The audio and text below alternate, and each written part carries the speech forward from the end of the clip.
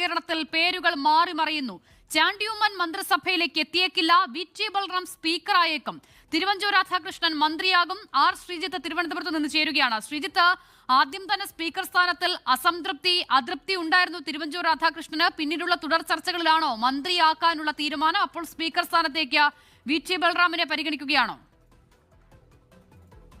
Speaker സ്ഥാനത്തേക്ക് ആദ്യം മുതൽ തന്നെ പരിഗണിക്കപ്പെട്ടിരുന്ന പേരുകളിൽ ഒന്ന് തിരുവഞ്ചൂർ രാധാകൃഷ്ണനായിരുന്നു. എന്നാൽ സഭാ മാനേജ്മെന്റിനും കുറച്ചുകൂടി ഈ യുവത്വം കൊണ്ടുവരണം എന്നുള്ള താല്പര്യം കൂടി ബൽറാമിന് അനുകൂലമായി. അതോടൊപ്പം തന്നെ തിരുവഞ്ചൂർ രാധാകൃഷ്ണന് സ്പീക്കറായി ഇരിക്കാനുള്ള താല്പര്യം കുറവുമുണ്ടായിരുന്നു. അദ്ദേഹം രാഷ്ട്രീയ രംഗത്ത് സജീവമായി പ്രവർത്തിക്കുന്ന ആളാണ്. അപ്പോൾ അദ്ദേഹത്തിന്റെ മന്ത്രിസ്ഥാനത്തേക്ക് വരണം എന്നതായിരുന്നു താല്പര്യം. ആ താല്പര്യം കൂടി കണക്കിലെടുത്താണ് പുനരാലോചന ഉണ്ടായത്. ആ പുനരാലോചനയുടെ വിവരം നമ്മൾ നേരത്തെ തന്നെ പുറത്തുവിട്ടിരുന്നു. എന്തായാലും ഇപ്പോൾ ആ കാര്യത്തിൽ ഒരു ധാരണയിലേക്ക് എത്തുന്നു. ആ ധാരണ പ്രകാരമാണ് വി.ടി. ബൽറാം മന്ത്രിസ്ഥാനത്തിന് പകരം സ്പീക്കർ പദവി ഏറ്റെടുക്കുമ്പോൾ തൃത്താല സ്ഥിരമായി സ്പീക്കർമാർ പ്രതികരിക്കുന്ന മണ്ഡലം എന്ന ആ ഖ്യാതിയിലേക്ക് മാറുകയാണ്.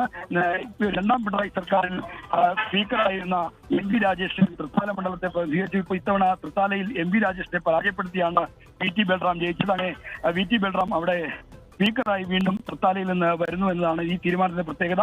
ഇതോടൊപ്പം